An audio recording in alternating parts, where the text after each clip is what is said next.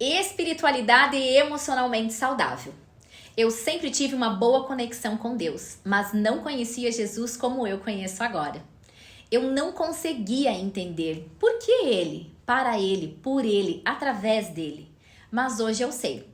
Nunca frequentei nenhuma igreja ou religião assiduamente, pois desde a infância minha família não tinha esse hábito. Entre 10 a 14 anos eu comecei a ouvir músicas gospel que eu amava, mas sempre tinha algo que me distanciava. E assim eu segui a minha vida até o ano passado, indo à igreja só quando era necessário. Uma crisma, um batizado, um convite, uma obrigação. E na fase adulta eu busquei filosofias porque não conseguia entender como pessoas que falavam de Deus, do amor de Jesus por nós, iam e vão à igreja, vivem com a Bíblia embaixo do braço, profetizando muitos versículos, estavam sempre servindo na igreja e eram e são tão controversos em suas atitudes, consigo mesmos, em família e em sociedade. Aí eu, Kellen, observava e pensava, eu não sou perfeita, como muitos não são, mas prefiro não viver pregando algo e fazendo outro, fazendo diferente do que aquilo que eu falo. Essas pessoas que eu convivia e convivo, algumas ainda estão na minha convivência, elas faziam e fazem mal a si mesmas e aos outros, pois essas pessoas pregavam e pregam uma coisa, mas elas vivem outra. Sabem da palavra, conhecem a palavra, mas não vivem a palavra. Elas profetizam a palavra, mas querem dominar a todos ao seu redor com o seu conhecimento.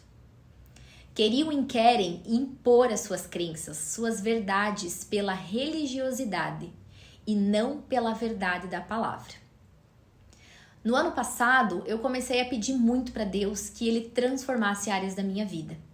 E foi quando eu iniciei o estudo bíblico e entendi o verdadeiro amor de Deus, de Jesus, por mim, por você e por toda a humanidade.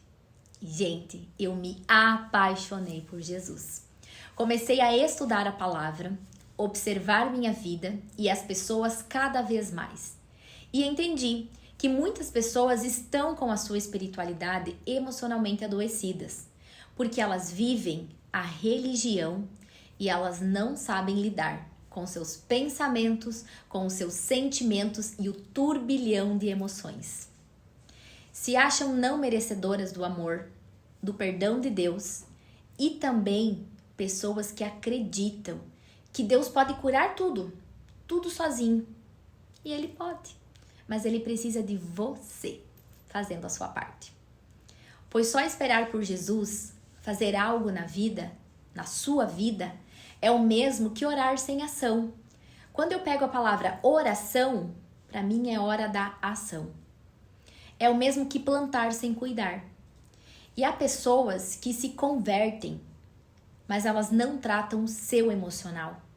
O seu velho eu, ele ainda vive ali dentro delas. E elas acreditam que ao se batizar e aceitar Jesus como seu Salvador, vai curar tudo que passou, vai eliminar tudo que ela sentiu, tudo que ela viveu. Mas na verdade não.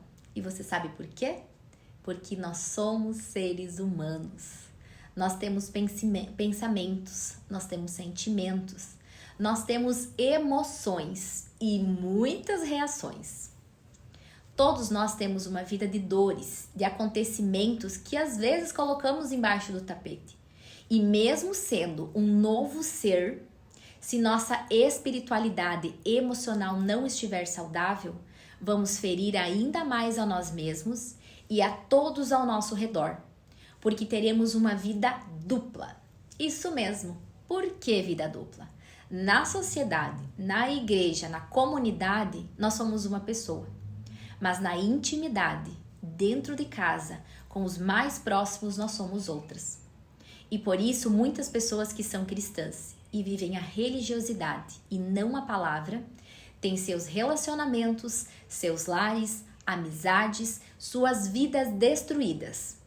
Muitas até tentam esconder, mas quando o emocional não suporta mais, explodem, respingando sua insatisfação, suas dores emocionais em tudo e em todos.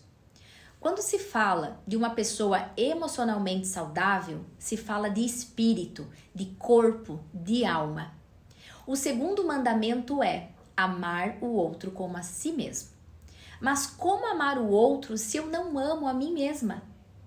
Não cuidando da minha saúde, dos meus relacionamentos, das minhas emoções, não cuido do meu corpo, que é o templo do Senhor. Há uns 6 meses atrás, eu estava no banho e eu falei: Jesus, por que eu não te conheci antes? E ele me respondeu. Ele respondeu que se eu tivesse conhecido ele antes, a minha vida teria sido moldada. E depois disso, pedi a ele: Senhor, como eu, Kellen, posso melhorar como pessoa e ajudar as pessoas a saírem de seus moldes? Pacientemente eu esperei. E em uma aula com a Thalita Nascimento, eu acessei informação sobre a espiritualidade emocionalmente saudável. E eu comecei a entender tudo o que eu tinha vivido até aqui e tudo que Deus preparou para mim viver. Eu li a história de Peter Escaseiro, que acendeu em mim o desejo de saber mais sobre o assunto, para levar a mais pessoas que estão aprisionadas na religiosidade. E nessa religiosidade, muitas pessoas estão servindo para Deus, para Jesus, como no exemplo da história de Marta e Maria. Se você ainda não conhece, vale a pena a leitura. E na semana passada, em um momento em oração com meu esposo, eu entendi que todos os escolhidos por Deus, por Jesus, já estavam na fase adulta, mais maduros para segui-lo.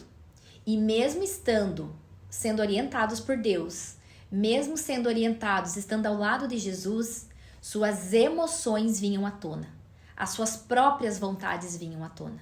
E a reflexão era para todos sobre sentimentos e as suas atitudes em relação a isso.